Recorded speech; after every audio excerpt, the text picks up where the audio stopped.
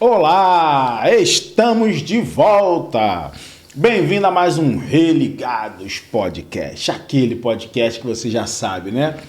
Sempre vai encontrar um bom testemunho, um bom estudo ou alguma coisa para edificar a sua vida. E hoje, só para não perder o costume, estamos chegando na reta final do estudo de Apocalipse.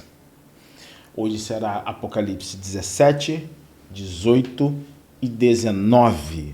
O próximo é ao vivo com a participação de vocês. Então já deixa aquele like, já se inscreve, já bota lá o sininho para quando a gente entrar, a gente vai estar avisando nas redes sociais, tanto minha quanto da Carla, quando é que vai ser, o horário direitinho para você estar com a gente aqui ao vivo, fazendo Apocalipse 20, 21 e 22 juntinho com vocês, beleza?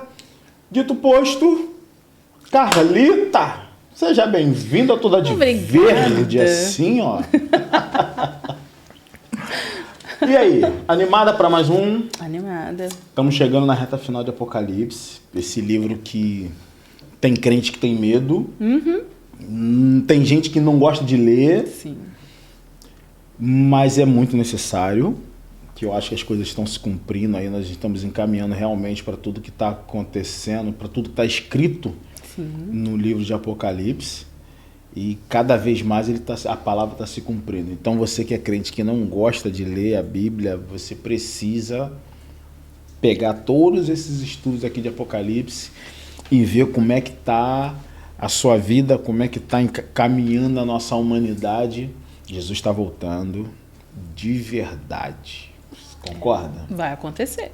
Não tem pra onde Querendo ou correr. não, gostando ou não, vai acontecer. Não tem pra Por onde isso que é correr. bom a gente estar preparado, Isso aí. né? Então vamos nessa? Vamos nós.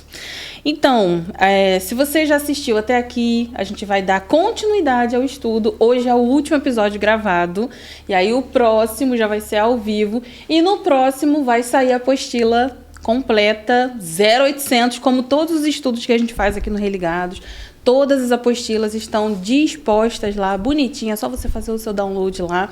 Todos os estudos aqui, você viu minha cara aqui, viu que é pod estudo? Pode ter certeza que tem apostila, tá? Desde o primeiro estudo, a gente sempre liberou as apostilas. Site carlafigueira.com.br, você entra lá, tá organizado. Você entrou para baixar a apostila, embaixo tá lá o podcast referente à apostila. Então, quer dizer, tá tudo organizado, mamão com açúcar, não é uma amostra para você, essa é uma amostrinha, depois você entra, clica, não sei o que e compra. Não, tem nada para você comprar. Não tem golpe aqui, é do início até o fim, tudo gratuito. Então, por que a gente não liberou capítulo a capítulo? Porque seria muito confuso para fazer, né, o download de cada capítulo. Então, a gente organizou a apostila inteira, ela já está praticamente pronta, eu já estou na revisão final, não sei nem quantas revisões eu já fiz até agora, essa mania de perfeição, mas tá tudo bonitinho. Então, no último episódio, você vai ter acesso a esse material. Teve uma irmã que perguntou que livro que ela está lendo. Não é um livro, é um compilado de diversos comentários. É um preto de 66 capítulos. É um preto assim, grossão. Que livro seria, né? Uma capa bonita. Então, na verdade, é um compilado de diversos comentários bíblicos, várias opiniões e vertentes ao longo da história. Como a gente sempre fala aqui, a gente não vai trazer para vocês achismos da Carla ou do Júlio. A gente está trazendo o que a teologia sempre debateu ao longo da história. Então, o que se acreditava quando João escreveu essa carta? Por quê? O que queria dizer para aquele povo essas profecias? E ao longo do tempo, qual foi a crença em cima disso? Então, é justamente isso. Vai ter coisas que eu vou colocar. Pode ser isso, pode ser aquilo, pode significar aquilo. E aí você vai falar assim, Carla, qual que você acha? A minha opinião ali, ela não vai importar. Eu estou te dando todas as opções para você ver o que se acreditava, né, até esse momento. Então, a gente está agora no capítulo 17 de Apocalipse, onde a gente vai falar sobre a Grande Babilônia, na verdade, a queda da Grande Babilônia. Eu já estou ansiosa pro último episódio, porque eu estava fazendo a conferência, né, do último capítulo. Cara, que alegria. Depois de tanta tristeza que você vê aqui nesse processo. De tanto ai, de tanto troço derramado, né? Taça, Jogaram foi ira, coisa aqui em cima, né? O último foi pesadíssimo, gente. Foi bem pesado pra gente gravar o último. O clima mudou. A gente começou brincando, mas no final ali o clima mudou. Hoje também não é um clima muito ameno, porque apesar de ser, né, o triunfo de Jesus sobre a Babilônia, ainda é pesado tudo que está passando aqui. Então, se você nunca teve coragem de ler Apocalipse, estava com medo, pode ter certeza que a gente está fazendo de uma forma muito simples, bem explicadinha para você não ficar com medo. Vamos começar então Apocalipse 17. Ele vai do versículo 1 até o 18. E o tema aqui é a Grande Babilônia. Esse capítulo 17, ele apresenta a visão profética e simbólica da grande prostituta, que é a Babilônia, retratando a sua queda e a sua destruição. Ela é apresentada como a mãe das abominações da terra. Ela é descrita como uma figura que seduz as nações para a idolatria e a rebelião contra Deus. Babilônia foi interpretada ao longo da história de várias maneiras, como a representação do Império Romano, um símbolo de todos os sistemas corruptos ao longo da história e até como um sistema religioso e político que se opõe a Deus e persegue os seus fiéis. Todas as vezes ao longo da história que alguém via um reino se levantando, um poder se levantando contra o povo de Deus, ele era apelidado carinhosamente de Babilônia, por conta dessa representação da Babilônia. Esse capítulo também ele vai exortar a gente a não nos conformarmos com o mundo e não nos deixarmos seduzir pelos sistemas que prometem prazer e prosperidade, mas que na verdade são corruptos e sem valores espirituais. Todas as vezes que você vê uma facilidade sendo ofertada acima dos valores que são de Cristo, pode ter certeza que ali há um espírito de Babilônia. Vamos lá, Apocalipse 17, do 1 ao 2, versículo 1 ao 2, vai dizer o seguinte. O primeiro, se você não chegou aqui pela primeira vez agora, caiu aqui de paraquedas, não sabe como é que funciona, primeiro a gente lê o versículo e depois a gente vem esmiuçando ele, tá? A gente vem explicando ponto a ponto. E se você chegou aqui caiu de paraquedas, não sei por que você ainda não curtiu, não sei por que você ainda não mandou para alguém esse estudo, porque isso daí abençoa muitas pessoas. A gente tem recebido muitas mensagens de pessoas que têm sido abençoadas por esses estudos, têm tido uma compreensão. Eu recebi mensagem de uma pastora que falou que tem usado as apostilas para dar estudo bíblico na igreja. Oh, que bênção. Olha que bênção, sabe? Então, de novo, gente, confere tudo, lê lá, vê se eu não coloquei o versículo errado, abre a Bíblia, tá? Se eu fiz alguma coisa de errado, você me avisa que a gente corrige na próxima edição, tá? Então vamos ler, versículo 1 e 2, que vai dizer o seguinte. Um dos 7 anjos que tinham as 7 taças aproximou e me disse: venha, eu lhe mostrarei o julgamento da grande prostituta que está sentada sobre muitas águas, com que os reis da terra se prostituíram. Os habitantes da terra se embriagaram com o vinho da sua prostituição. Vamos explicar isso aqui. Como a gente já viu até aqui, né, na literatura apocalíptica sempre vai ter, né, é muito comum a presença de um anjo que ele vai guiar o autor do livro, tá? Sempre tem essa figura angelical que vai fazer todo o caminho junto ali com o autor que está escrevendo aquele livro. A prostituta também é relatada em outros livros da Bíblia. Nínive é descrita como uma prostituta e feiticeira que vendeu as nações. Isso a gente vai ver em Naum 3:4. Tiro é chamada de prostituta que serviu a todos os reinos do mundo. A gente vai ver isso em Isaías 23, do 16 ao 18. Samaria também foi chamada de prostituta que estava louca pelos seus amantes da Síria, em Ezequiel 23:5. E até Jerusalém, lá em Ezequiel 16, versículo 15 e 16, e Ezequiel 23, no versículo 11, Jerusalém vai receber a acusação de que ela estava usando a sua beleza para se entregar a qualquer um. Então, você vê que o termo prostituta ele é utilizado para as nações que se vendem, né, que se prostituem, né, com outras nações. Aqui a prostituta ela é descrita como sentada sobre muitas águas, que simboliza o controle sobre essas nações.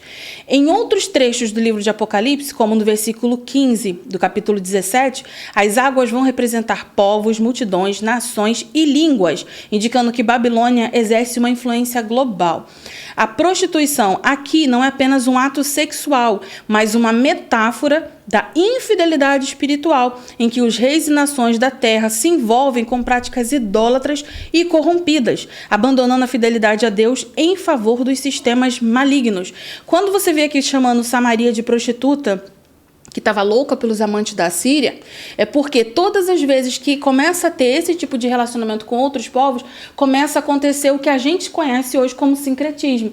Começa a fazer aquela mistura de deuses, de práticas. E aí o que a gente vê hoje na igreja isso aí não tem nada a ver, já acontecia nessa prática.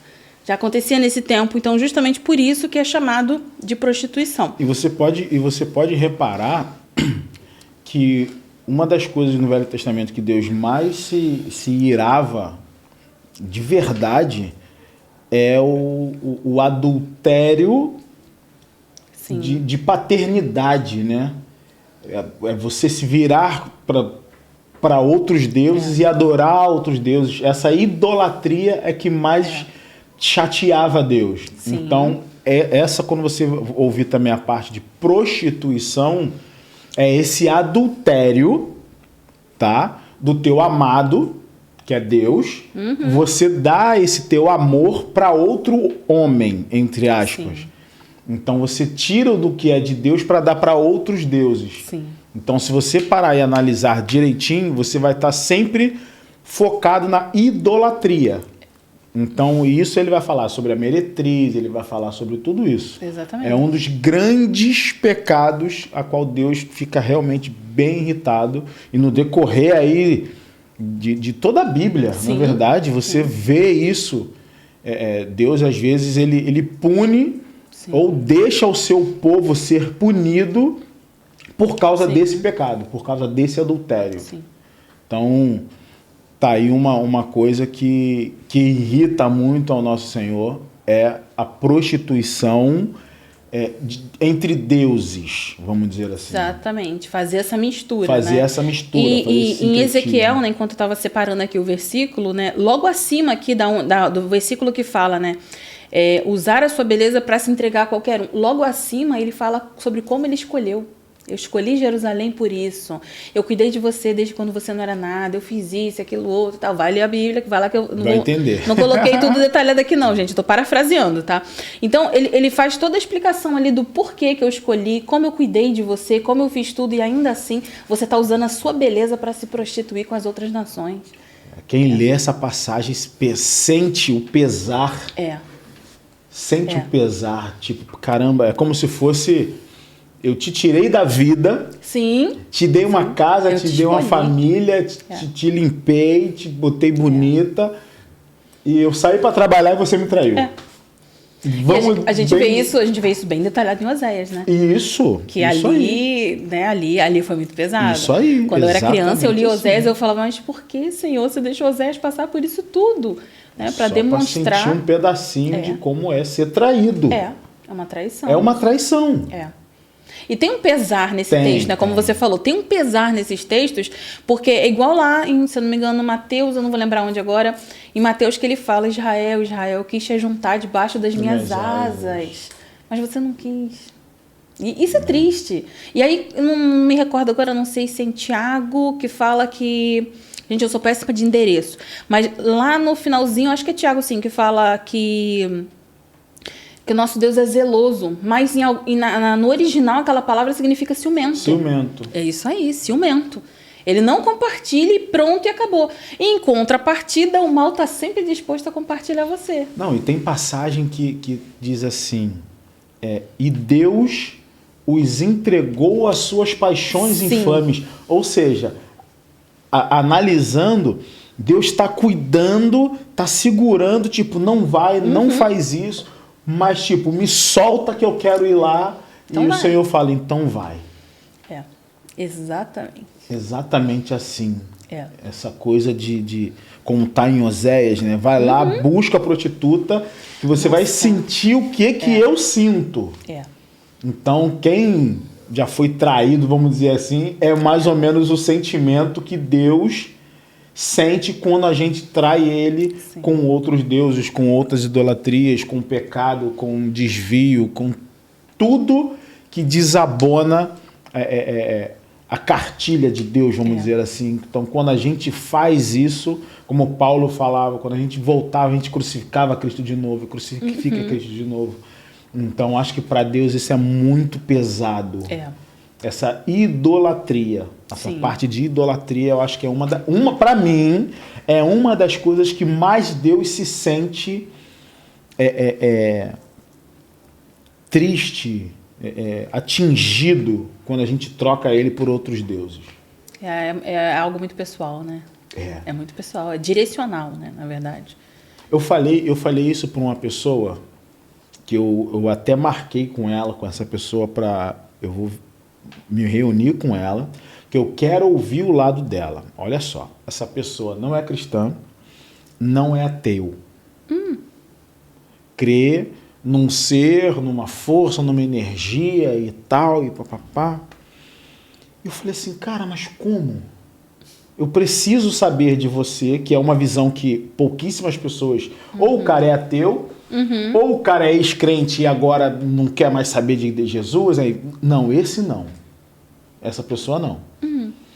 Ele nunca teve uma fé, mas é uma pessoa muito correta. Ele fala que ele sendo justo... Ele fala, como você diz, eu adoro esse teu Deus sendo justo no que eu faço. E uma visão muito, muito legal, muito bonita, que para ele, essa energia a gente chama de Deus. E eu virei para ele e falei assim, mas e você, Ju, o que você acha dessa minha visão? Eu falei, cara, independente da visão de qualquer um, de qualquer religião, Deus é pessoal. Por isso que a gente fala, você precisa ter a sua intimidade com Deus. Deus fala comigo diferente de como fala com você. Diferente de como fala com ela. Diferente de como fala com um bandista, com um budista, até com um ateu. Deus não é porque o cara é ateu que Deus não fala com ele. O Hare Krishna lá, ele vê Deus de uma forma. Cada um tem o seu Deus. É uma divindade, né? É uma divindade. Às vezes eu acho que nós erramos em dizer que só nós estamos certos, o meu Deus é... Não, cara. Deus é um. Que ele se apresenta para o índio de outra forma, mano. Para o índio ele se apresenta no vento. Para o ateu ele se apresenta como eu confio numa energia. Então, para essa pessoa, Deus é aquilo ali. Para ela tá legal. E para Deus, eu vou ser ousado em falar, e para Deus também. Você não quer me limitar, que eu tenho que me apresentar para ele do jeito que você quer que eu me apresente. Não, cara, isso é mesquinho da nossa parte. Entendeu? Então, por isso que eu falo, olha, eu tô todo arrepiado. A gente não pode ser mesquinho, e eu falo nós cristãos, em querer enquadrar Deus dentro da nossa visão para todo mundo. Não, a gente não pode fazer isso, cara. Esse discurso seu tá bem fator Melquisedeque. Cara... Você já viu esse livro? Não, já ouvi falar, mas não consegui parar para ler. Então, tá lá na tua casa. Mas... Já leu? Então... Mas toda não. Então, cara... Então, o que você viu ali? Deus se revelando para diversos povos, cada povo de uma forma, né, de um jeito diferente, só que no final tem que chegar até Jesus. Tem que levar Jesus. A força transcendental do vento tem que ter Jesus no final. A energia que arrepia e que leva as emoções, leva as lágrimas e me torna uma pessoa melhor. No final tem que ter Jesus, não tem como. Então, o Velho Testamento faz isso. Sim. O Velho Testamento todo, ele vem apontando para Jesus. Exatamente. Ele tem que apontar para Jesus. Ele vem apontando para Jesus. E essas aparições de Deus também apontam sempre para Cristo. É que às vezes é tão sutil porque Deus é paciente. Cara, você tem que ler o Fator Melquisedeque, cara. Que você tem que ler. Teve uma tribo que Deus se revelou e eles escreveram, acho que no pão, uma coisa assim. Só que aí veio a fome, eles comeram o pão. E aí Deus se revelou e eles escreveram. E aí teve um povo que recebeu uma Bíblia e eles guardaram dentro de uma caixa aquela Bíblia, só que ela estava escrita num idioma que eles não sabiam, não lê nem nada, e eles guardaram na caixa. Então eles achavam que, como era sagrado, tinha que ficar na caixa. Até que vem um missionário e abre a caixa e fala para eles, não, ela não é sagrada porque está na caixa, ela é sagrada pelo conteúdo dela. E ele começa a fazer a tradução, para que aquelas pessoas pudessem entender na sua língua a explicação. A destruição, agora eu não vou lembrar se dos Incas ou dos Maias, não vou lembrar agora. Foi profetizado que viria um missionário e pregaria o evangelho. Eles acreditavam, era o Viracocha. Era o mesmo Deus, Yahvé, era o Viracocha. Só que os missionários não foram. Quem chegou foram os espanhóis. Então eles abriram as portas para os espanhóis, porque estava profetizado que viria um povo que ia explicar para eles quem era o Deus que eles adoravam, e quem chegou foram os espanhóis e dizimou todo mundo, porque os missionários não foram, porque eles não se dignaram aí. Quando os missionários chegaram já não tinha mais civilização, já não tinha mais nada ali naquele lugar. E outro ponto importante também, eu não lembro agora, a gente se é Inca ou Maia, minha mente é maravilhosa para isso. Eles guardaram essas informações do Deus verdadeiro, porque antes eles adoravam o sol. Então eles guardam a informação do Deus verdadeiro só para o clero. Só que quando os espanhóis chegam, quem ele mata? O clero. Então a população normal ali não tinha o acesso àquilo tudo ali. É bem complexo. Mas vale a pena, gente. O livro se chama Fator Melquisedeque, Dom Richardson. É interessante, mas é o que eu estou falando. No final tem que ter Jesus, tem que ter o reconhecimento de que não há salvação a não ser através de Jesus. Tem uma música muito bonita do Colo de Deus. Você conhece essa banda? Colo de Deus? Eles fizeram uma música muito bonita, né? Que o seu nome é Maria, não existe nada que não passe por ela, tudo que eu tenho eu consagro a ela. Quando eu chamo Maria, eu chamo também Jesus. Quer dizer, Jesus ficou na condição do também. Ele não é o tudo que o versículo está dizendo, né? Então, é por isso que eu estou falando. Se Jesus não for o centro, dá espaço para que eu coloque qualquer outra coisa no lugar de Jesus. O famoso mais, né? De acordo com as minhas emoções. Por isso que a gente precisa... Gente, é o que eu tô falando, gente. Foi o que o Júlio falou, né? A irmã perguntou, que livro é esse que a Carla tá lendo? Aí o Júlio falou, um de capa preta. Sim, a Bíblia. Ela tem que ser o nosso manual, ela tem que ser o nosso livro-guia. Porque se você estiver lendo a sua Bíblia, não há margem para que você coloque outra coisa, outra pessoa no lugar de Deus.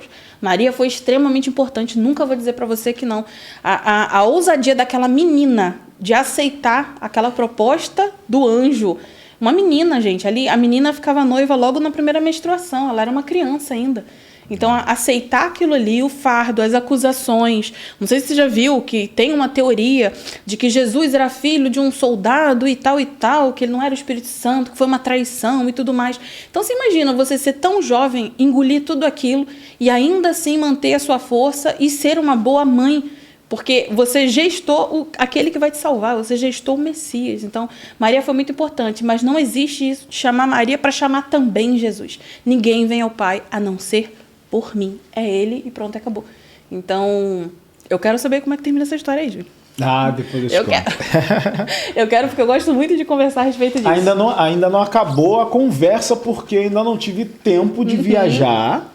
Eu vou ter que viajar para sentar com essa pessoa e falar assim, agora me passa essa tua visão aí, que eu só para fechar aqui, pra gente voltar pro texto, eu perguntei a ele, eu falei, cara, então me diga uma coisa, quando você acorda, você agradece a alguém, quando você viu a sua filha nascer, o que você sentiu, o telefone dele tocou. Ah, droga.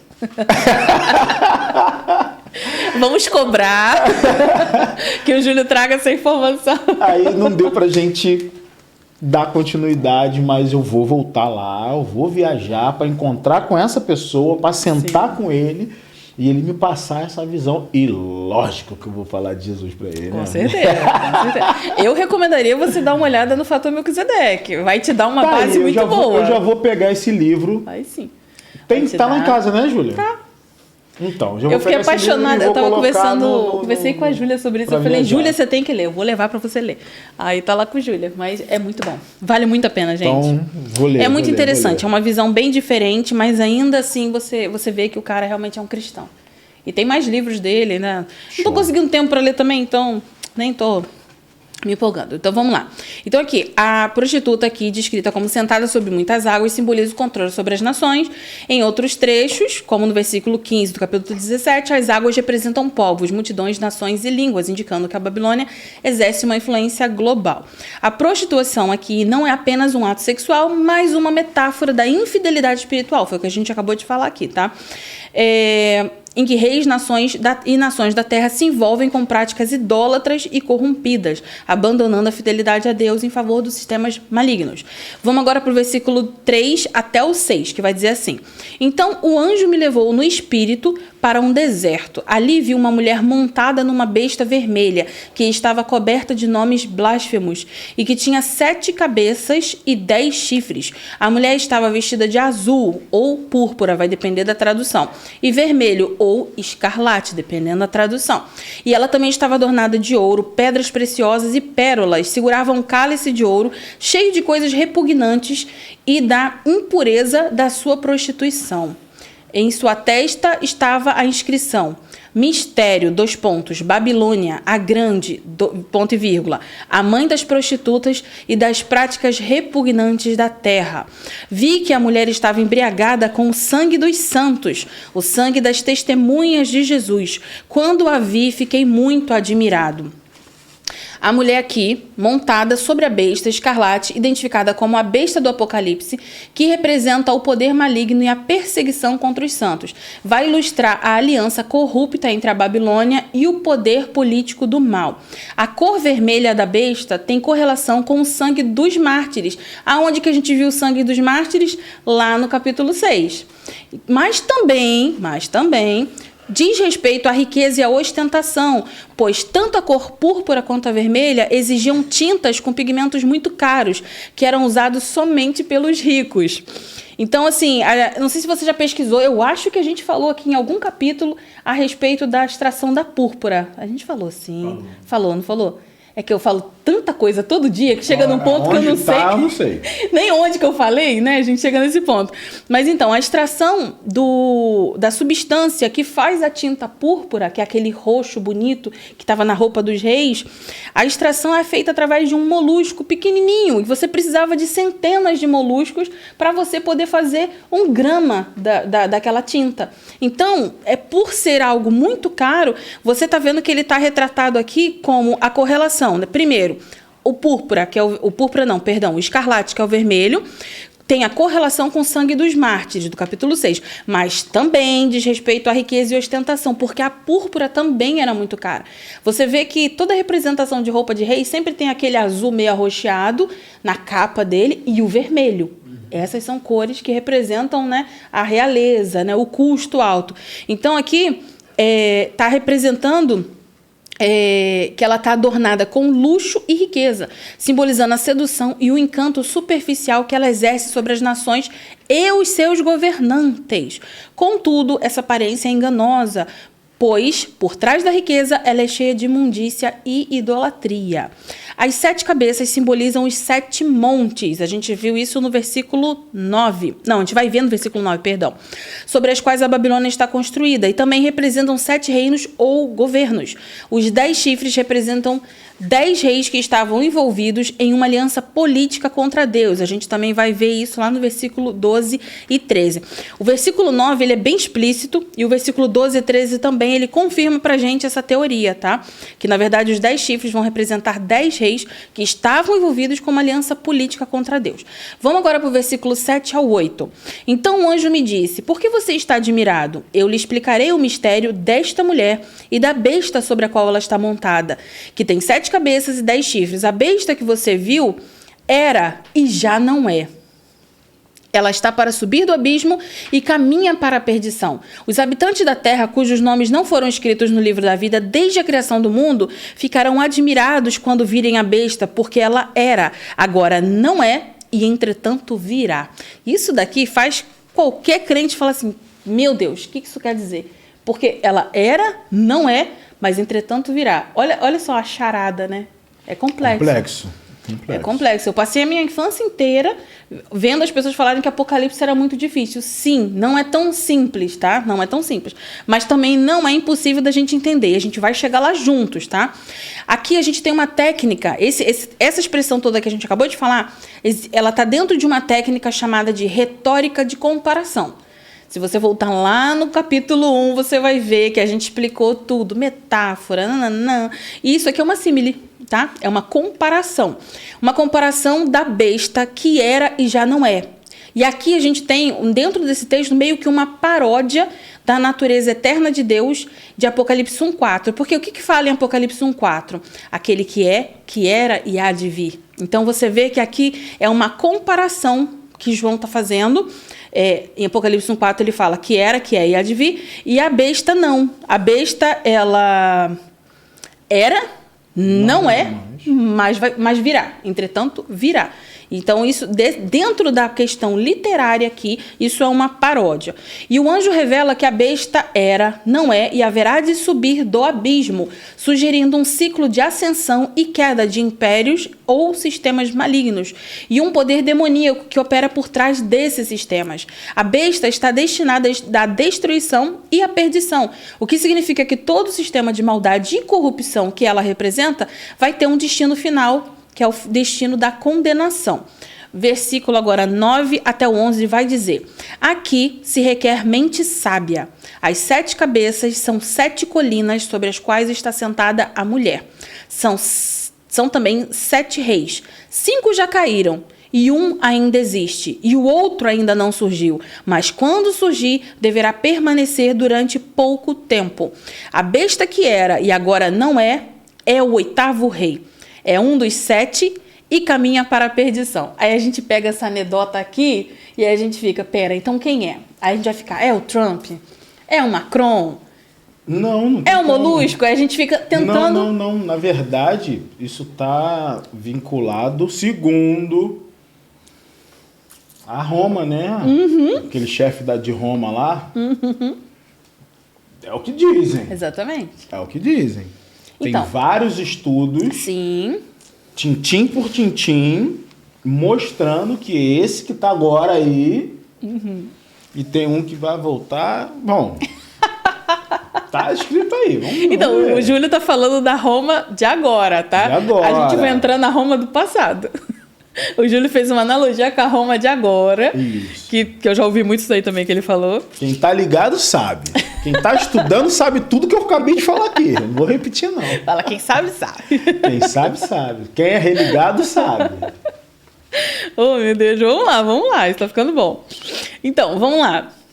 Ele explicou aqui, né, que as 7 cabeças são explicadas como os 7 montes, representando a cidade de Roma. A cidade de Roma é famosa por estar construída sobre 7 colinas, conhecidas como Septimontium. E eu vou dizer o nome das colinas, tá? É Ópios, Palatium, Vélia, Fagutal, Carmalus, Caélios e Císpios. Esses 7 montes juntos formam o que é conhecido de Septimontium, que João colocou lá como as 7 cabeças, né, da besta. Havia ainda um festival de nome Septimontium, que era celebrado em Roma anualmente. E essa informação, tá, não é da cabeça da Carla, você vai encontrar na literatura e até nas moedas romanas. Tinha essa informação. Então, qual é a explicação para as 7 cabeças? São as 7 colinas. O versículo mesmo está dizendo isso. Vamos lá. São também 7 reis. 5 já caíram, um ainda existe e o outro ainda não surgiu. Se a gente contar a partir do primeiro imperador, que seria Augusto, do ano 24 a.C. a 14 depois de Cristo, o segundo seria Tibério, do ano 14 até o 37 depois de Cristo. O terceiro seria Caio, do ano 37 até o ano 41 depois de Cristo. O quarto seria Cláudio, do ano 41 até o ano 54 depois de Cristo, e o quinto seria Nero, do ano 54 até 68 depois de Cristo. Aí o texto continua. E um ainda existe. Então aqui esse acreditava-se que era Vespasiano, que governou do ano 69 até 79 depois de Cristo, porque a sua ascensão ao trono havia sido predita por Joséfo 2 anos antes, e Vespasiano seriam predestinados a cumprir parte das profecias messiânicas. Se você está acompanhando desde o início, você está vendo eu dar aqui. O Júlio falou da Roma de agora, eu estou falando da Roma de antigamente. Se você assistiu lá atrás, você vai ver que Apocalipse tem 3 vertentes. A que já se realizou, se concretizou no tempo de João, né? E o Júlio está apresentando a outra vertente, Aqui que é a vertente vir. futura. Isso aí, que é a vertente que está por vir. Que tá por vir, mas já tá aqui. Que era, já é. Entendeu? Que tá por vir, mas tá aqui. Que era, mas já é. O rei que não é mais, que pá, que vai chegar o outro, ó. É um jogo, né? Entremeado. Vamos lá. Rapidinho, mas se você pegar dos estudos, pegar isso aí e transformar para os papas, bate certinho também. Por isso que eu tô falando. Se pegar isso agora... Fazer aquela junção, né? É perfeito. Porque é o rei de Roma. É. Aqui a questão está envolvendo o rei de Roma. E quem é o rei de Roma? A besta quem é o é rei que de... manda em Roma? Né? Né? Não é? Então, nem vou entrar nessa, não.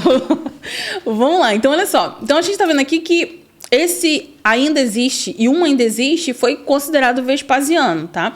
Porque Joséfo já fez meio que uma profecia ali, dizendo que ele era um predestinado. Só que o texto continua. O outro ainda não surgiu, mas quando surgir, deverá permanecer durante pouco tempo.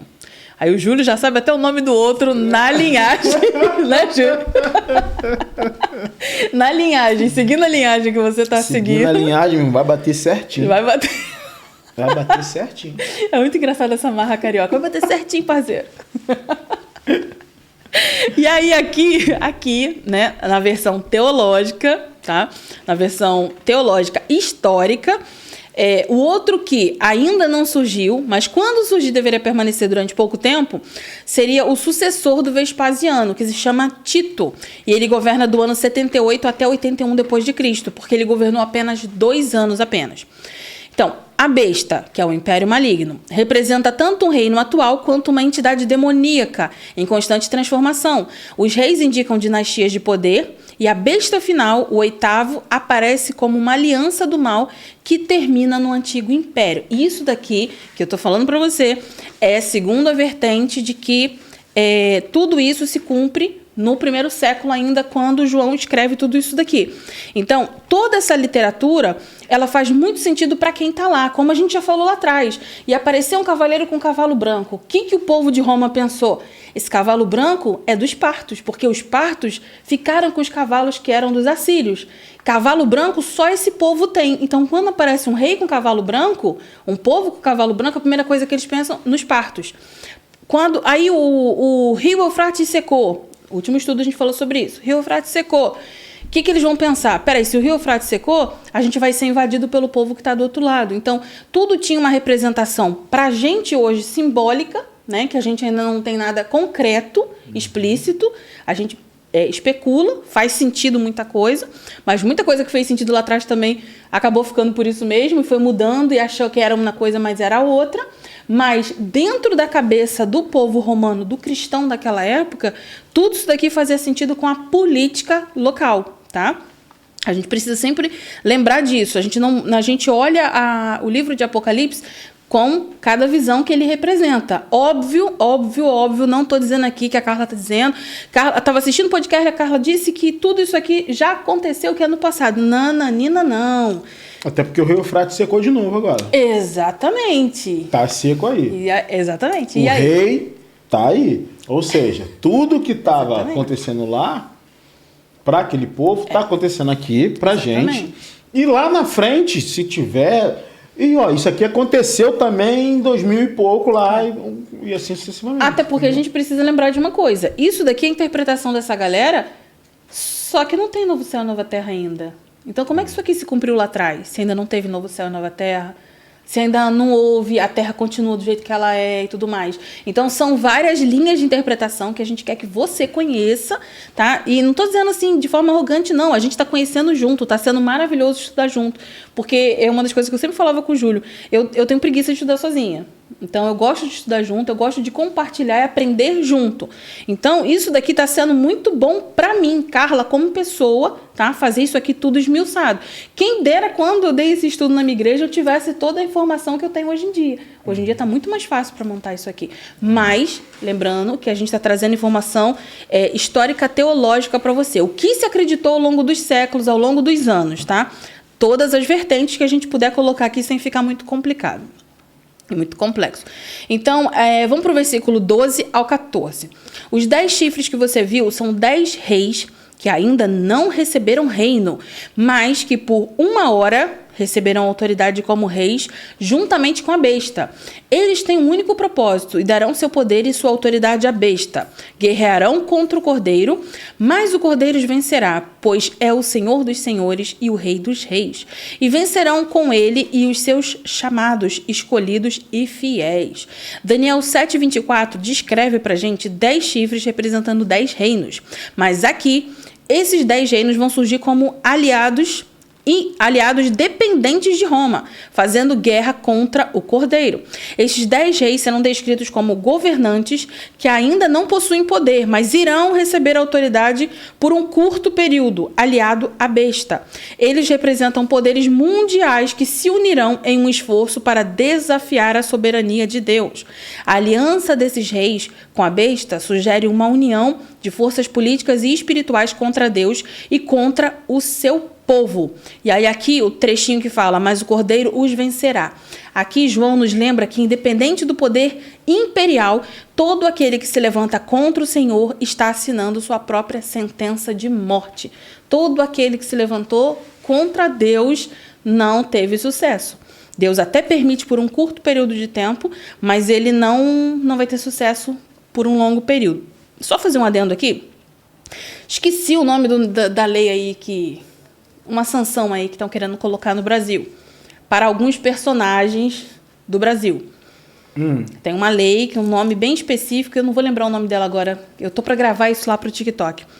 Essa sanção, ela é uma lei que, na verdade, um país não pode determinar leis para outros países, mas esse país criou essa lei para países ditatoriais. Então, toda a questão monetária sai desse país em questão que criou essa lei. Não vamos dar nome aos bois. E aí, todos os países que têm governos corruptos de ditadores, os personagens corruptos são vetados de usar o sistema monetário que vem desse país, que é um sistema forte. O sistema. Sem ele você não tem cartão de crédito. Esquece, sem ele você não tem Google. Sem ele você não tem Netflix. Tá morto. Tá morto. Não estou aqui para falar que essas pessoas merecem ou não merecem essa sanção desse país. Júlio, não faz eu rir. Eu não tô fazendo nada. Não estou dizendo que essas pessoas merecem ou não merecem.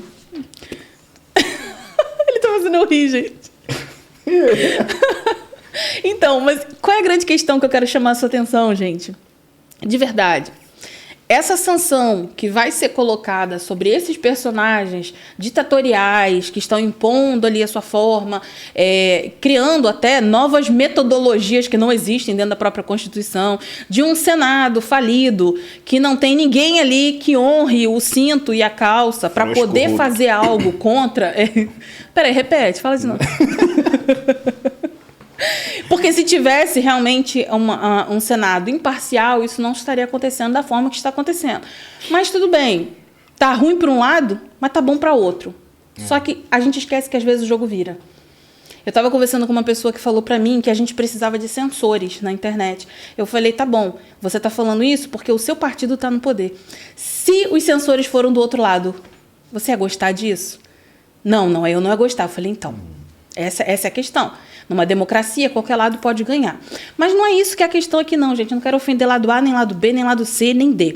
A questão que eu estou falando para você é que essa sanção que vai ser colocada sobre algumas pessoas, isso daí mata uma pessoa. Então, se você está achando que, não, quando o anticristo chegar, eu vou dar meu jeitinho, não tem jeitinho. Não tem jeitinho. Porque você vai ser vetado de todo o sistema monetário. Você não vai poder fazer nada. A gente estava passando pelo Arco Metropolitano aqui no Rio de Janeiro e já tem umas câmeras de vigilância. E a minha irmã trabalhou no Porto, e no Porto tem esse sistema de câmera que o funcionário ele não pode mexer no celular enquanto ele está ali dentro do trabalho, do ambiente de trabalho. O cara estava dentro do carro mexendo no celular lá embaixo no estacionamento. E a câmera pegou, deu um zoom perfeito, melhor do que cinema, e aquele print ali estava anexado na demissão dele por justa causa. Não pode, porque ele estava descumprindo a regra. E ele achou que ninguém estava vendo lá no canto. Então, estou dando esse adendo para você, porque você pode pensar, não, mas se acontecer isso, eu vou fazer aquele negócio, eu vou fugir para as montanhas. Deixa eu te contar, no caminho da montanha tem uma estrada. E essa estrada tem essa câmera. Então, não ache que vai ser um período fácil. E eu não estou dizendo isso aqui para te assustar. Não, a Carla falou que não tinha que ter medo de apocalipse. E agora está dizendo que se eu não aceitar a marca da besta, eu vou passar por isso. Sim, sim. Quem não aceitar a marca da besta vai sofrer essas sanções. Só que eu estou preparando você, seu psicológico, para que você entenda que nada disso que está aparecendo hoje na mídia foi o que eu estou falando. Eu estou mostrando a versão histórica. O Júlio está trazendo a versão atual. Nada disso que está sendo mostrado na mídia está sendo mostrado ao acaso. Nenhuma dessas formas, nunca teve sanções dessa forma, nunca aconteceu desse jeito. Então, se prepara, porque... E sem contar que... Desculpa. Não pode sem falar. contar que os líderes, eles terão todo o poder. Sim. Poder financeiro, poder tecnológico.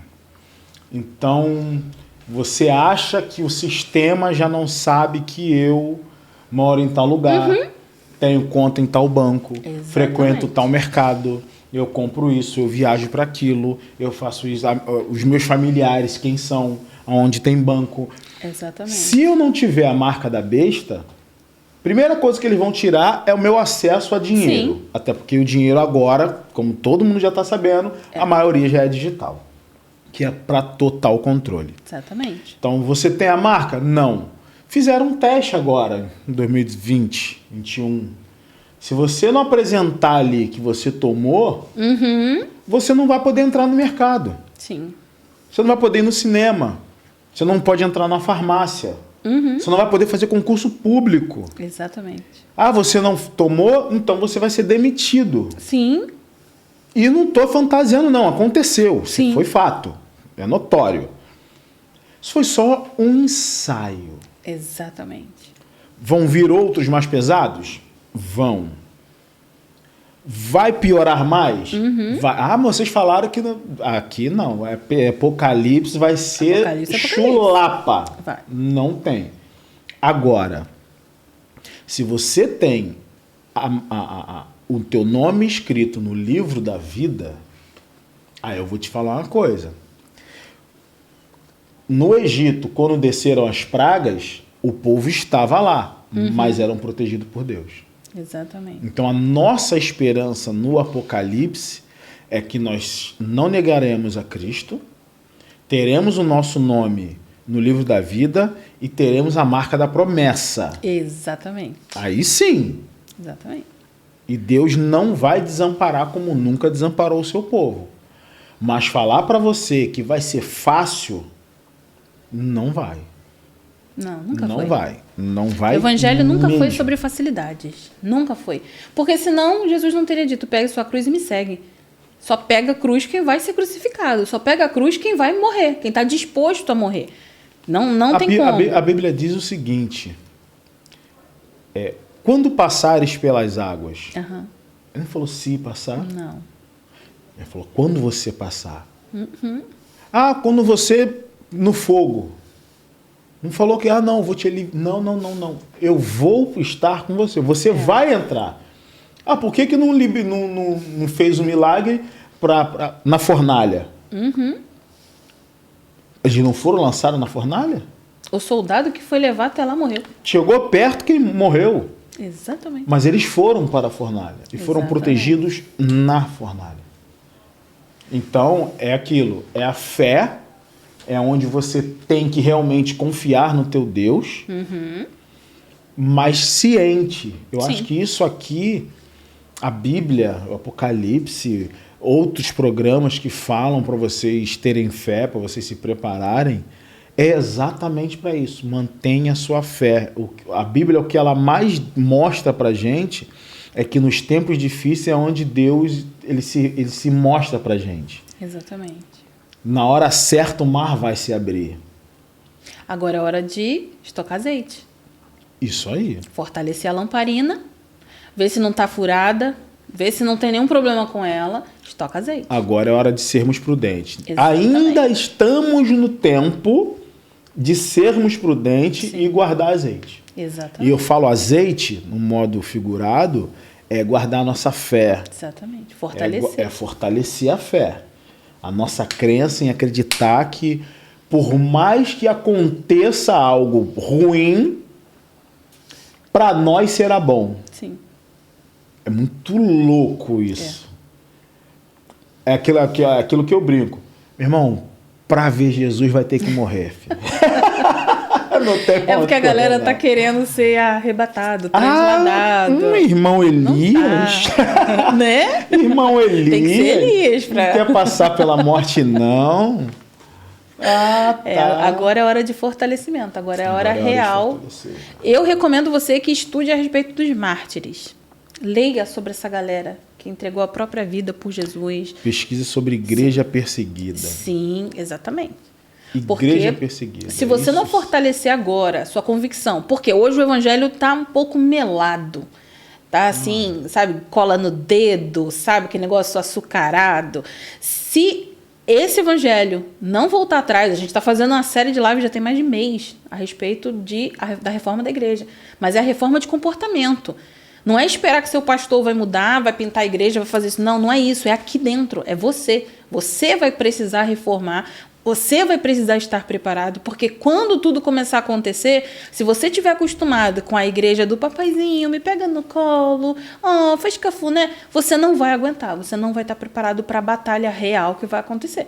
E a Bíblia mostra isso do início até o fim, gente. Não existe essa moleza aí que está sendo vendida para a gente nas últimas décadas, tá? O evangelho, ele é real. E aqui o que a gente está vendo aqui, ó. Esses 10 reinos vão surgir como aliados, dependentes de Roma, fazendo guerra contra o Cordeiro. Contra o Cordeiro e todos aqueles que seguem ao Cordeiro. Então não ache que vai ser fácil para mim e para você. Continuo com a mesma visão. O Júlio e eu temos a mesma visão. Tomara, quem dera Deus, realmente seja pré-tribulacionista. E outra coisa, quando a Bíblia diz fazendo guerra contra o Cordeiro, pega isso e se me corrija se eu estiver errado. É contra o seu povo, tá? Uhum. É contra eu, contra você. No caminho de Damasco, quando Cristo aparece para Saulo, o que ele fala? Saulo, Saulo, por que você me persegue? Exatamente. Mas Paulo perseguia Cristo? Não, ele nem conhecia. Ele nem conhecia. Ele perseguia Os o seguidores. povo. É exatamente aqui. Ele está perseguindo o Cordeiro, mas é o povo do Cordeiro. Adivinha quem são? A galera que está com o nome escrito no livro da vida. É. Então, toda essa perseguição ao Cordeiro, somos nós. A cara do Cordeiro é a gente. Somos nós. Quem dá a forma no Cordeiro na terra é a igreja. É ela que tem essa forma. Não acha que vai ser o Cordeiro aqui e a gente vai ficar lá atrás dele quietinho assim. Perseguindo, não. Não, vai ser a galera dele, tá? Então, a aliança desses reis com a besta, ela sugere uma união de forças políticas e espirituais contra Deus e contra o seu povo, né? Mas o Cordeiro vencerá, que João lembra que, independente do poder imperial, todo aquele que se levanta contra o Senhor está assinando sua própria sentença de morte. Vamos então para o versículo 15 até o 18, que diz: Então o anjo me disse, as águas que você viu, onde está sentada a prostituta, são povos, multidões, nações e línguas. A besta e os 10 chifres que você viu odiarão a prostituta. Eles a levarão à ruína e a deixarão nua. Comerão a sua carne e a destruirão com fogo, pois Deus colocou no coração deles o desejo de realizar o propósito que ele tem, levando-os a concordarem em dar à besta o poder que eles têm para reinar até que se cumpra as palavras de Deus. A mulher que você viu é a grande cidade que reina sobre os reis da terra. Aqui, a prostituta será abandonada pelos reis com quem ela se aliou, e ela será destruída. Isso simboliza que, no fim, os próprios aliados da corrupção se voltarão contra ela, refletindo a instabilidade do sistema da maldade, ou seja, até os cúmplices vão se virar contra. E embora a mulher pareça poderosa, ela será destruída, porque Deus soberanamente dirige a história. Pode parecer que você olha isso tudo e fala assim, mas cadê Deus nisso tudo? Tá dormindo? Não. Tudo isso faz parte. A gente já viu lá atrás, quando as pessoas perguntaram para Deus, espera, até quando? E ele falou, espera, eu sei a hora certa de dar um ponto final. Ele vai usar os próprios agentes do mal para destruir o sistema corrupto que se opôs a ele. Agora vamos capítulo 18, que ele vai do versículo 1 até o 24. E ele começa com o cântico fúnebre. O capítulo 18 ele é a continuação do julgamento da Babilônia, que foi iniciado no capítulo anterior. Ele descreve de forma detalhada a destruição da cidade. O capítulo destaca o lamento dos mercadores e reis da terra que se lamentam pela perda da sua riqueza e prosperidade e, por consequência, da queda da cidade, representando os valores materialistas, fúteis e corruptos que a Babilônia representava. Ao passo que este capítulo serve também como um aviso para aqueles que confiam no poder e nas riquezas terrenas em detrimento de Deus. Não coloca todas as suas esperanças no que você tem de posses materiais. Não coloca todas as suas esperanças, não, porque eu comprei um terreno e aí eu vou fazer um bunker e eu vou me esconder lá no bunker e eu não sei se você já viu que tem a câmera de infravermelho e ela pega o calor e você tá dentro do bunker e vai te filmar do mesmo jeito. Não mudou nada, porque eu já fui a galera do bunker, tá? Desculpa aí. Eu já quis o bunker. Eu ainda quero, eu acho muito legal um bunker. Ah, tá. Pra mim você ia negar essa face sobrevivencialista. Não, o sobrevivencialismo está dentro. Não, eu ainda quero um bunker, eu acho legal, mas... a galera do bunker. Eu acho mó maneiro. Aprender a tirar, plantar. Gente, eu colhi milho. Júlio, eu colhi milho. Eu me amarro. Plantei e colhi milho. Então, assim, é legal essa parte sobrevivencialista, mas não é isso que nos garante. É o que está dizendo aqui. A gente não pode confiar, né, no poder e nas riquezas terrenas em detrimento de Deus. Porque se a gente não confiar no Senhor, em vão vigia a sentinela. Então, aí eu vou fazer o oposto aqui. José teve o sonho. O que Deus falou? Compadre, se prepara aí, porque a vaca vai emagrecer. Então agora que a gente está estudando, é exatamente faça teu bunker, estoque sua comida, se esconda. Para o Purifa Vermelho já tem uma saída, tá? Qualquer coisa chama no direct que ele desenrola. Dá para você fazer o teu bunker, tá? Manter ali a camada toda fria. O negócio do infravermelho, quando bater ali, não vai dar para ver que você tá lá dentro. Tem saída sim. Vai lá, estoca a sua comida, não dá mole não, filho. Quem puder comprar o teu estilingue, compra a tua estilingue. Que é isso, Júlio? Compra seu estilingue. A Bíblia diz, se o ladrão for pego pulando, bala nele. A Bíblia diz, é bala nele. Entre a minha família, chora eles. Não é isso que eu tô falando, garoto. Eu tô falando que aqueles que colocaram a sua confiança no poder e nas riquezas, em detrimento de Deus. Então, isso tudo que o Júlio tá falando, se Deus não estiver junto, você vai ser encontrado. Aí, se a gente tiver assim, imagina com Deus. Nossa! É isso aí, com Deus. É maravilha. Com Deus. Aí é time ganho. É time ganho, filha. Então, gente, com Deus. A história aqui é, não deixa Deus de fora. Não bota confia. Deus dentro do bunker. Eis que estou à porta e bato. Não, entra, fica aqui dentro. Não fica lá fora. Não fica lá fora, não. Não, gente, olha só, não é para você colocar a sua esperança e a sua confiança nos seus bens. Eu tenho muito dinheiro no banco. O que a gente acabou de falar aqui uns minutos atrás? Zerou. Não importa o que você tinha no banco. Zerou.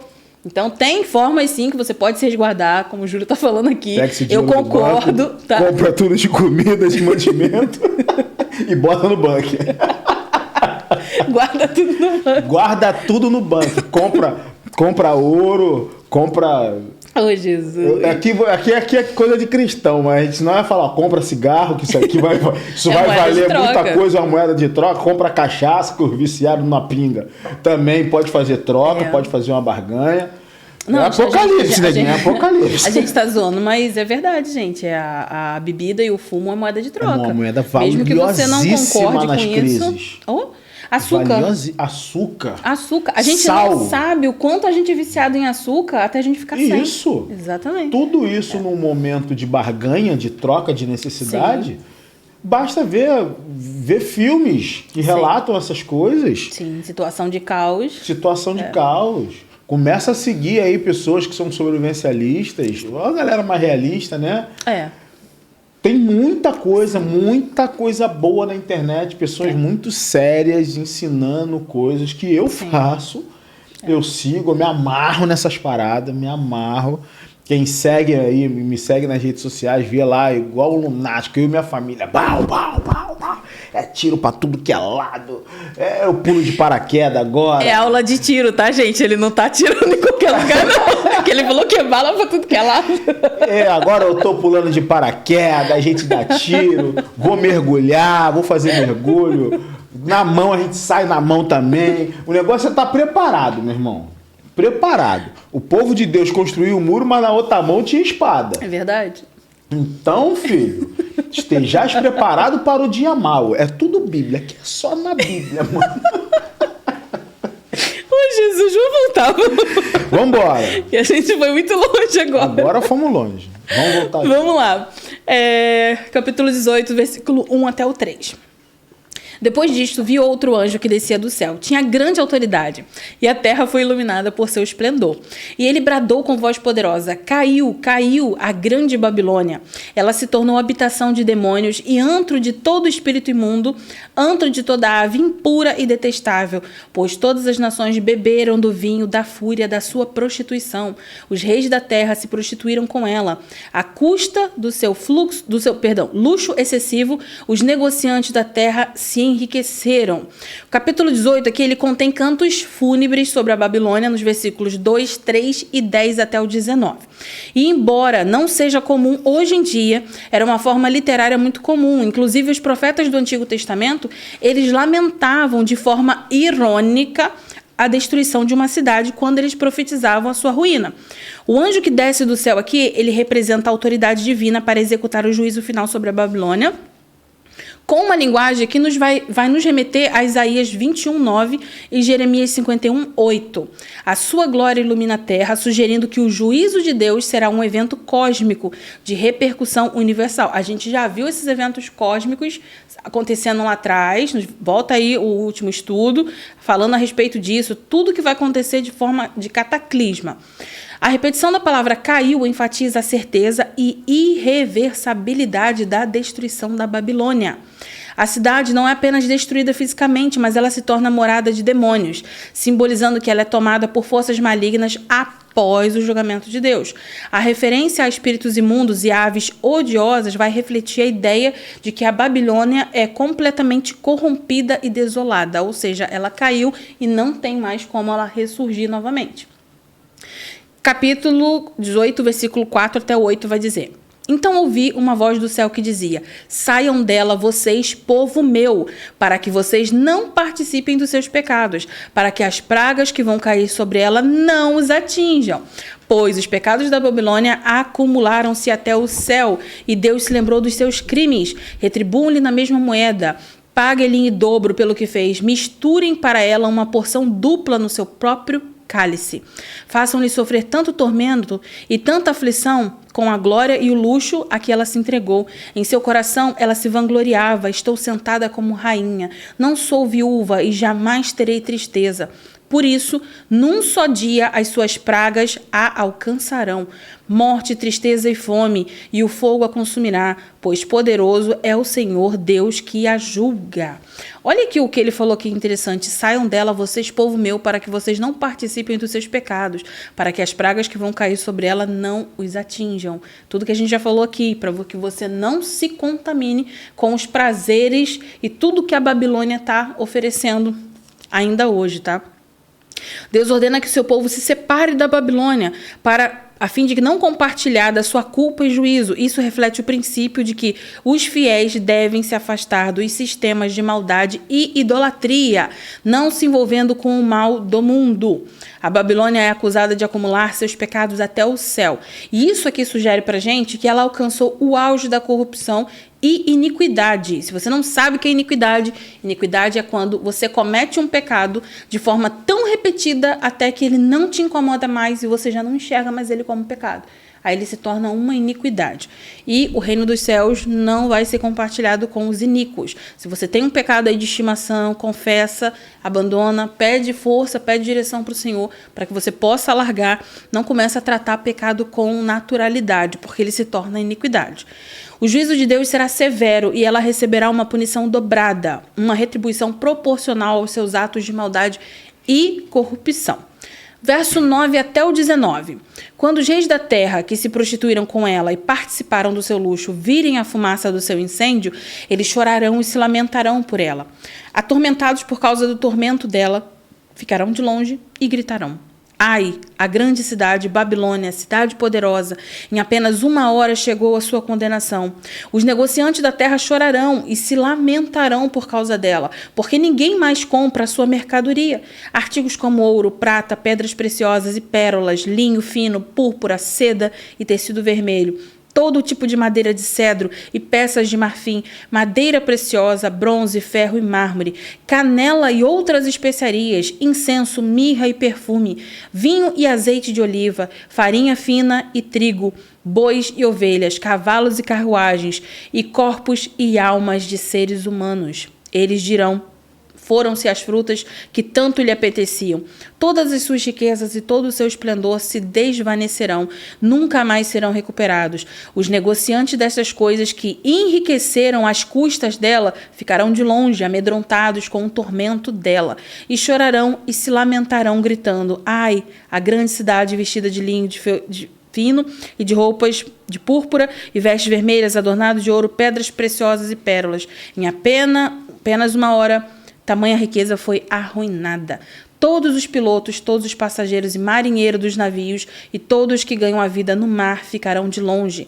Ao verem a fumaça do incêndio dela, exclamarão: que outra cidade jamais se igualou a esta grande cidade? Lançarão pó sobre a cabeça e lamentarão e chorarão e gritarão: ai, a grande cidade! Graças à sua riqueza, nela prosperaram todos os que tinham navios no mar. Em apenas 1 hora, ela ficou em ruínas. A queda da Babilônia ela vai provocar um lamento global entre os reis e mercadores, aqueles que estavam profundamente envolvidos com a sua luxúria e corrupção. Eles choram pela perda da cidade que simbolizava prosperidade e poder. Babilônia é descrita como uma grande cidade forte, indicando seu domínio, potência comercial e a imagem de invencibilidade que ela passa.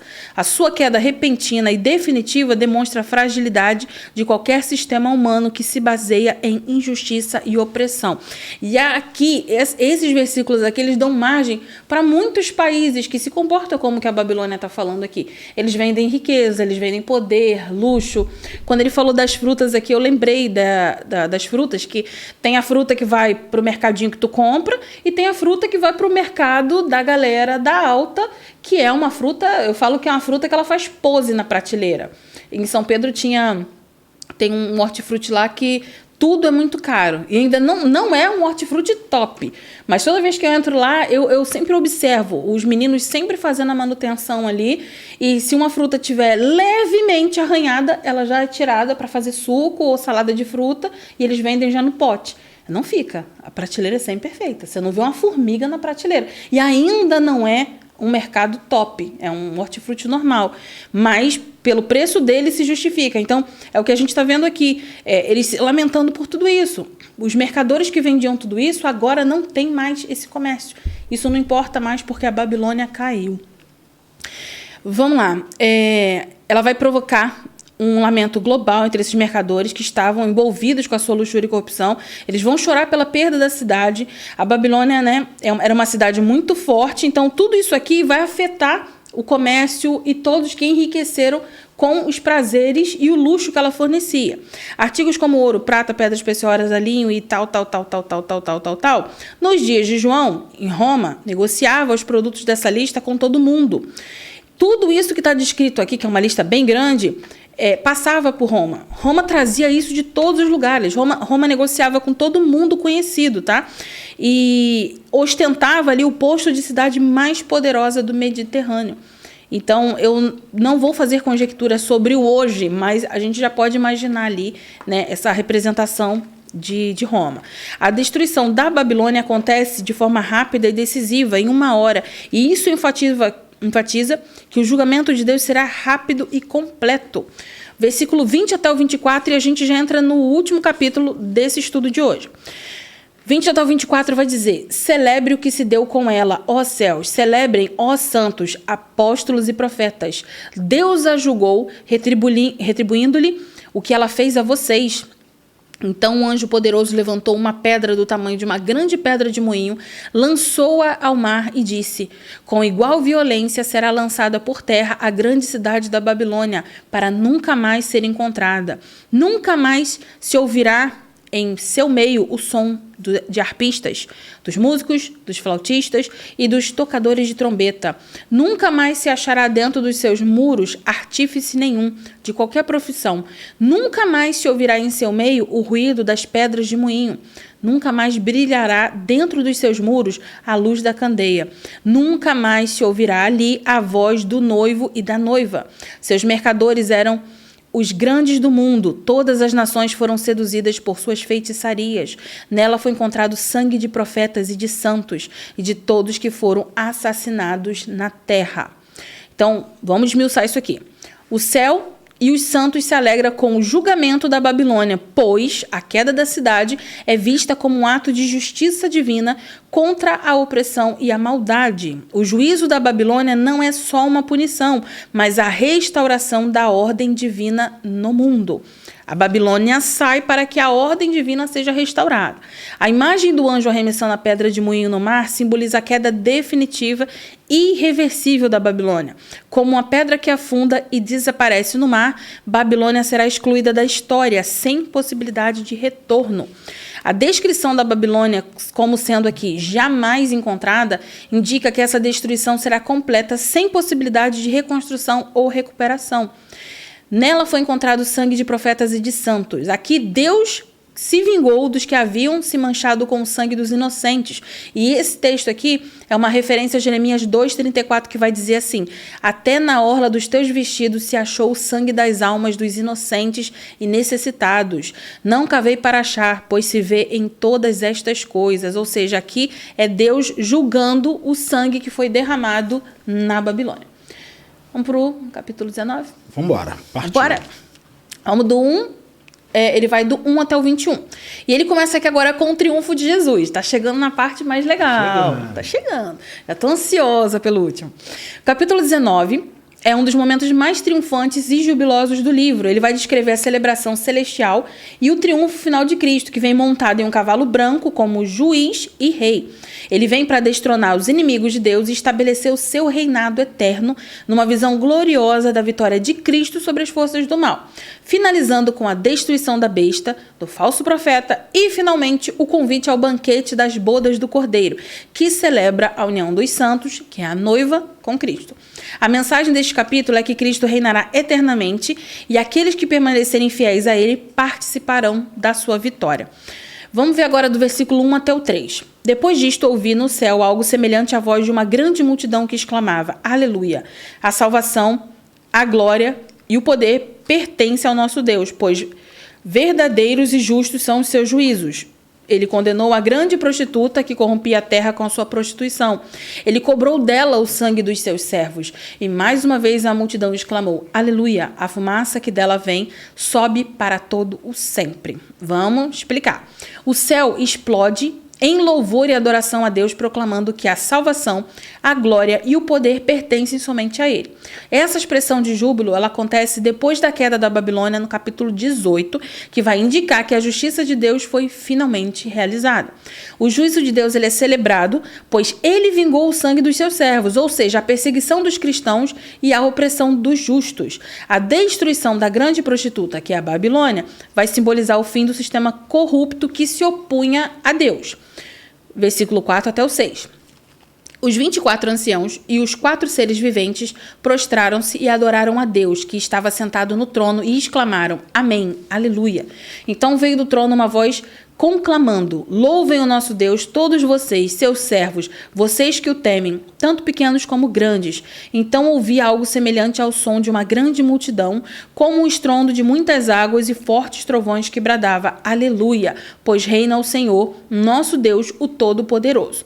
O louvor aqui ele se repete, reforçando a intensidade da adoração celestial e o reconhecimento da grandeza e da justiça de Deus. A fumaça que sobe aqui representa a destruição da Babilônia, que agora se torna uma lembrança eterna de como Deus fez justiça. E os anciãos e os seres viventes, que representam as ordens celestiais, eles se prostraram em adoração total diante de Deus, marcando a santidade e a glória divina. A voz do trono aqui, ela convoca todos os servos de Deus a louvá-lo, enfatizando que o louvor a Deus deve ser universal, englobando todos os crentes, grandes e pequenos, como uma expressão de unidade espiritual. Versículo 7 até o versículo 8 vai dizer: Regozijemo-nos, vamos nos alegrar e dar-lhe glória, pois chegou a hora do casamento do Cordeiro e a sua noiva já se aprontou. Foi-lhe dado para vestir linho fino, brilhante e puro. O linho fino são os atos justos dos santos. Vamos explicar isso aqui também. A união de Cristo com a igreja ela é celebrada aqui com a imagem das bodas, um casamento. A gente está vendo isso desde o início do Novo Testamento, falando a respeito das bodas. Então agora aqui está chegando a hora das bodas, tá? O casamento. E o Cordeiro, que é Cristo, vai se unir com a sua esposa, que é a igreja. Quem é a igreja? Os santos que foram fiéis a Deus. E essas bodas, elas simbolizam essa união entre Cristo e o seu povo, um relacionamento eterno de amor e de santidade. A esposa, que é a igreja, ela é vestida com linho puro, ou linho fino, que era o tecido usado pelo sumo sacerdote quando ele entrava no lugar santíssimo, conforme a gente vê lá em Levítico 16:4. E aqui ele simboliza a pureza e a justiça dos santos. O vestuário indica que a igreja é purificada com base nas boas obras realizadas pelos crentes ao longo da sua jornada de fé. Esse pedaço aqui a gente precisa falar. Esse vestuário indica que a igreja é purificada com base nas boas obras realizadas pelos crentes ao longo da sua jornada de fé. Vamos lá. A salvação é através do sangue de Jesus. Sim. Fim. Só que aí, na mesma Bíblia, a gente vê que ninguém é salvo por obras. Só que na mesma Bíblia, a gente vai ver Tiago falando que a fé sem obras é morta. E aqui, esse trechinho, ele está falando que, com base nas boas obras realizadas pelos crentes ao longo da sua jornada de fé, esse vestuário aqui vai indicar que essa igreja foi purificada. Ou seja, vou bater na tecla de novo, não existe você conhecer Jesus, você ser alcançado por Jesus, salvo por Jesus e não passar isso adiante. Não existe isso de você ser plateia dentro de uma igreja e você não colaborar com o reino, você não fazer sua parte, você não ter boas obras. A minha infância inteira eu escutava que você tinha que ter as boas obras porque era pedrinha na coroa. Não deixa de estar errado. É, sim, mas aí a galera fazia pelo interesse, mas faz, pelo amor de Deus. É. Na verdade, todo mundo faz por interesse ou medo. Vamos ser sinceros. Uhum. Ponto. Ou interesse ou medo. Seria tão bom se fosse por amor. Era o certo, né? É. A gente ama. Mas tem medo. Hoje você tá demais, cara. A gente ama, mas tem medo. A gente tem medo, por isso ama. Né? Então, traquinas é fresquinho, porque... Tostines. Tostines. Pô, agora eu mostrei a idade, deixa isso pra lá. Então, assim, é real, né, cara? Sim.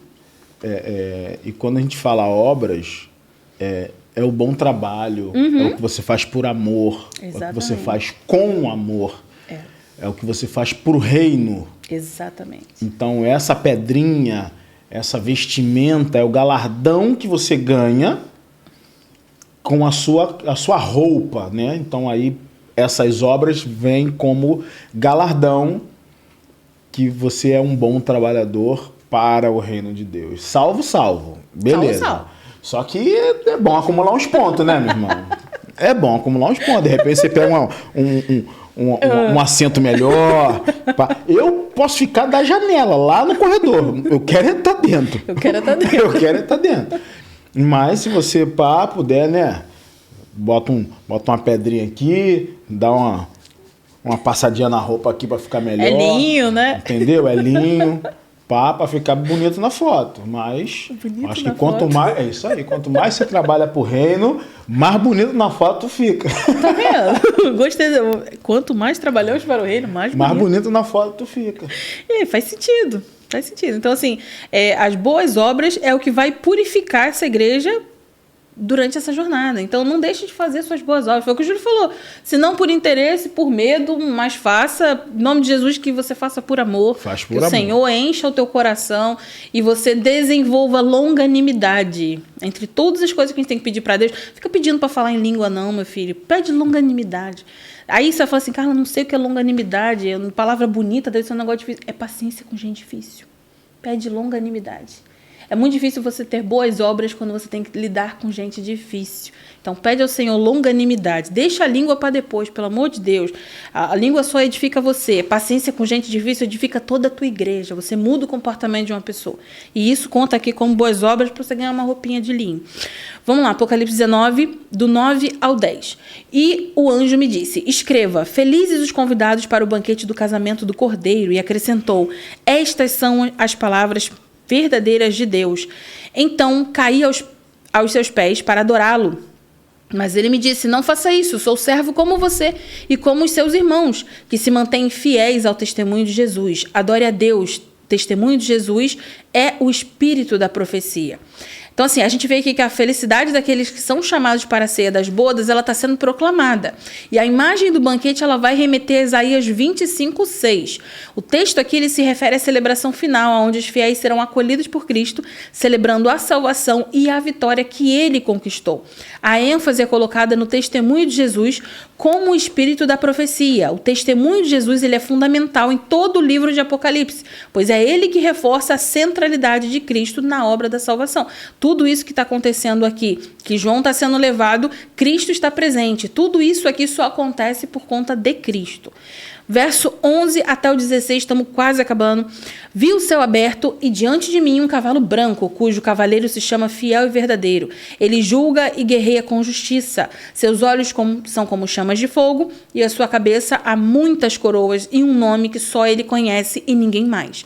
Está vestido de um manto tingido de sangue e o seu nome é Palavra de Deus. Os exércitos do céu o seguiam, vestidos de linho fino, branco e puro e montados em cavalos brancos. Da sua boca sai uma espada afiada com a qual ele ferirá as nações. Ele as governará com cetro de ferro. Ele pisa o lagar do vinho do furor da ira do Deus Todo-Poderoso. Em seu manto e em sua coxa está escrito este nome, Rei dos Reis e Senhor dos Senhores. A visão de Cristo montado aqui num cavalo branco, ela vai simbolizar sua vitória e pureza. Diferente do cavalo branco do capítulo 6, tá? O cavalo branco do capítulo 6 é uma ilusão, é um plágio, é uma cópia. O cavalo branco é um sinal de triunfo e a figura de Cristo. Ela é descrita com títulos de autoridade e justiça. Ele julga e peleja com justiça contra as forças do mal. Os príncipes romanos cavalgavam cavalos brancos nas marchas militares. E o próprio imperador Domiciano havia montado um cavalo branco após a guerra contra os judeus, no ano 66 até o ano 70. O nome de Cristo, fiel e verdadeiro, vai ressaltar a sua natureza santa e incontestável, sendo fiel à sua promessa e verdadeiro em todos os seus caminhos. Seus olhos são como chamas de fogo. Aqui é uma referência a Daniel 10:6, que significa que Jesus conhece o nosso interior. As muitas coroas indicam sua autoridade suprema sobre todo o reino e nação, ou seja, ele tem muitas coroas porque ele governa todas as nações. O nome desconhecido sugere a natureza insondável e transcendental de Cristo, algo que está além da compreensão humana. Vamos para o verso 17 e 18, agora a gente está na reta final, hein? Última página. Vi um anjo que estava de pé no sol e que clamava em alta voz a todas as aves que voavam pelo meio do céu. Venham, reúnam-se para o grande banquete de Deus, para comerem a carne de reis, generais e poderosos, carne de cavalos e seus cavaleiros, carne de todos, livres e escravos, pequenos e grandes. A ceia das aves aqui é uma imagem simbólica de destruição e juízo final, onde os inimigos de Deus, representados pelos reis, tribunos, poderosos e cavaleiros, são derrotados e se tornam alimento para os corvos e aves. Essa é uma visão que contrasta com a ceia das bodas do versículo 7, em que os santos celebram com Cristo. Aqui as aves consomem os ímpios, ilustrando o destino dos que se opõem a Deus. Ou seja, vai acontecer duas ceias, dois banquetes, perdão. Desses dois banquetes, um vai ser as aves que vão se alimentar dos inimigos e o outro vai ser o banquete na presença de Deus. Vamos lá, capítulo 19, versículo 19 até o 21 e a gente encerra. Então vi a besta, os reis da terra e os seus exércitos reunidos para guerrearem contra aquele que está montado no cavalo e contra o seu exército. Mas a besta foi presa e com ela o falso profeta que havia realizado os sinais miraculosos em nome dela, com os quais ele havia enganado os que receberam a marca da besta e adoraram a imagem dela. Os dois foram lançados vivos no lago de fogo, onde arde com enxofre. Os demais foram mortos com a espada que saía da boca daquele que está montado no cavalo, e todas as aves se fartaram com a carne deles. A besta aqui representa o poder maligno e a oposição a Cristo, e o falso profeta representa a religião enganosa. Eles são capturados e lançados no lago de fogo, onde serão condenados eternamente. E essa cena simboliza a derrota de todo o sistema maligno e a vitória final de Cristo. No próximo, se eu não me engano, no 20, a gente já começa ali com uma batalha final, e aí a gente entra na questão ali de novo céu e nova terra, que essa é a parte que você tem que gravar na sua mente, porque quando tudo isso aqui começar, você tem que ter um alvo, você tem que ter um foco. Tem uma religião aí que os caras, assim, eles vão cegamente fazer o que o seu líder manda, eles vão cegamente, eles não questionam, porque lá do outro lado tem 70 mulheres que nunca foram utilizadas, aguardando eles. Então, o foco deles é aquilo ali. O nosso foco é estar com Cristo, tá? Ninguém aqui quer 70, porque imagina, se uma dá trabalho pra caramba, imagina 70 pra você cuidar.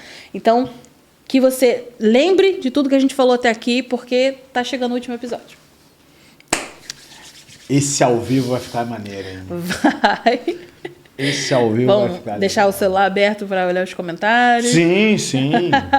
Tomara que já tenha um novo modelito aqui no estúdio. Vou tá ali ligado com vocês nos comentários ali. O pessoal vai estar interagindo bastante. Esse aí vai demorar bastante. A gente vai ter que estar interagindo, vai ser ao vivo. Podem mandar suas perguntas. Nós faremos de tudo para responder tudo a todos vocês. Então, ó, finge que é fofoca e espalha pra geral. Finge que é fofoca. Crente não gosta de fofoca, né? Não. Então, espalha que vai ter Religados ao vivo, últimos capítulos de Apocalipse. Imagina, parece até a novela, já bota lá no teu celular para despertar. Né? É verdade. Mas vai ser maneiro, vai ser maneiro. E já convida a galera, já manda os outros episódios, já tá tudo organizadinho, gente. Falta um pouquinho pra apostila. Isso aí. Tão pouquinho, então... Partiu? Vambora. Gente, muito obrigado. Esse foi mais um Religados Podcast pra conta. Tô ansioso pro finale, tô ansioso pro ao vivo. Espero contar com cada um de vocês.